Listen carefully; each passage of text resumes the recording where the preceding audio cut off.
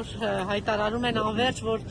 մի ընտրություն ունի միայն վեհափառ հայրը, որ գնա ինքը հանդիպի Նիկոլին եւ խոսի քննարկի հրաժարականի եւ հանգստի հարցը։ Իրենց հարցն է հանգստի ինչ կասեն։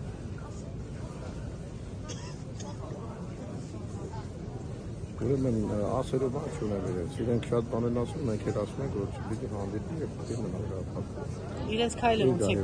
գնահատում, ինչպես է գնահատում։ Արդեն մեր սրբազանը գնահատել է անունը տալով։ Այո։ Տիրադավների խումբը։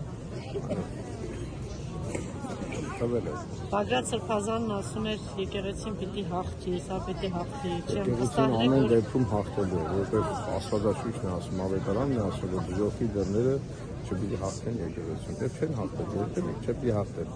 ոչ հիմա, ոչ հետո եւ ոչ անցյալ։ Շնորհակալ։